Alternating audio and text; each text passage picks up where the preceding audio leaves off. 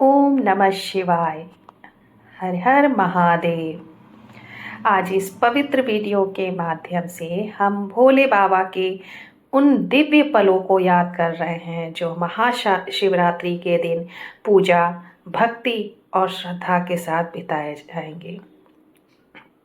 जहाँ शिव वहाँ शांति है, जहाँ शिव का नाम है वहाँ सब कष्ट दूर हो जाते हैं।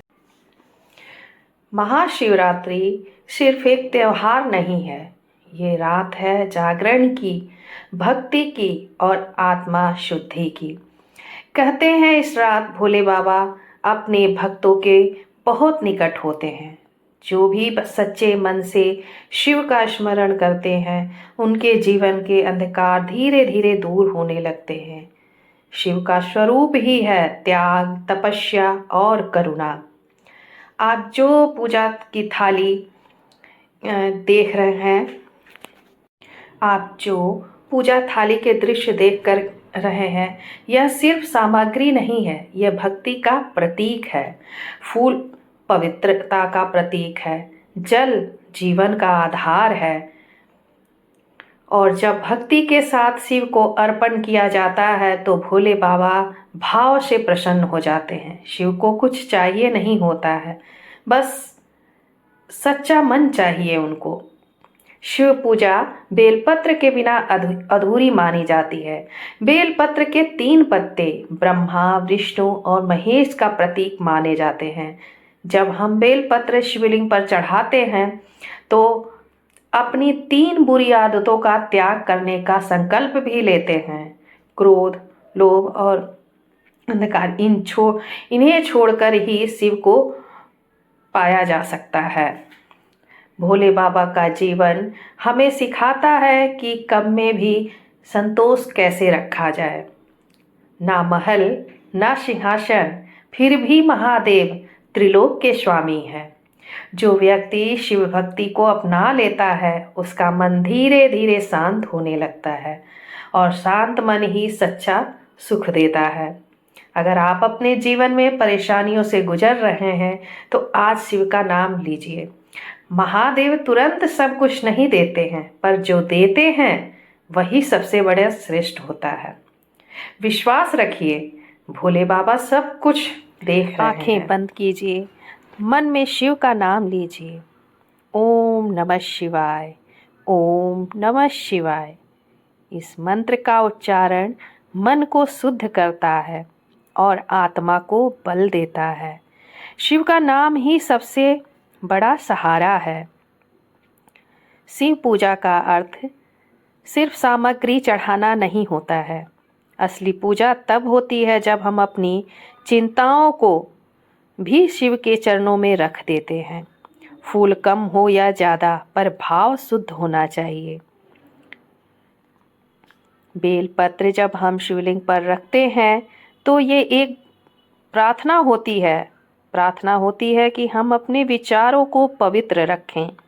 शिव को साफ मन बहुत ही पसंद है। भोले बाबा देर से ही सही पर गलत कभी नहीं करते हैं। जो हम सही नहीं पाते उससे संभालना शिव जानते हैं। इसलिए शिव पर छोड़ देना भी एक प्रकार की भक्ति है। जब हम शिव के दर्शन करते हैं तो बिना बोले ही बहुत कुछ कह देते हैं। शिव का स्थिर रूप हमें भी स्थिर रहना सिखाता है। अब कुछ पल के लिए सिर्फ शिव का नाम लेते हैं। ओम नमः शिवाय, ओम नमः शिवाय, ओम नमः शिवाय। महाशिवरात्रि की रात सिर्फ अंधेरा नहीं होती, ये अंधेरे में रोशनी ढूंढने की रात होती है। जब सब सो जाते हैं तो शिव के भक्त जागते हैं। शिव ना जन्म से बंधे हैं और ना ही मृत्यु से। इसलिए जो व्यक्ति मृत्यु के डर से मुक्त होना चाहता है वह शिव का स्मरण करता रहे। भोले बाबा को दिखावा नहीं पसंद है, उन्हें पसंद है वो भक्ति जो बिना शब्द के होती है, सिर्फ आँखों से। और यहाँ आप देख रहे हैं कि शिवरात्रि वाले दिन आप लोग ज़रूर बेलपत्र, आंवले के पेड़ के नीचे, बेल के पेड़ के नीचे और वट वृक्ष के नीचे, पीपल के नीचे, सम्मी वृक्ष के नीचे शिवलिंग अपने हाथ से ज़रूर बनाइएगा। हाथ से शिवलिंग बना करके, पार्थिव शिवलिंग बना करके, वहाँ की जो मिट्टी है उसको निकाल करके, आसन दे करके, शिवलिंग का निर्माण करके, उस पर जल, दूध, जो भी आप सामग्री ले गए हो, बेलपत्र, फूल, मीठा जो भी ले गए हैं सब कुछ चढ़ाइए। और फिर उस पूजा आरती करने के बाद फिर उसको वहीं विसर्जन कर दीजिए। इन पांचों जगह पर शिवलिंग बना करके पूजा करना बहुत ही पुण्यदायी होता है। जब मन भटकता है, जब मन भटकता है तब शिव का नाम उसे वापस लाता है। इसलिए शिव का नाम सिर्फ पूजा तक सीमित नहीं है, पूरे जीवन का सहारा है।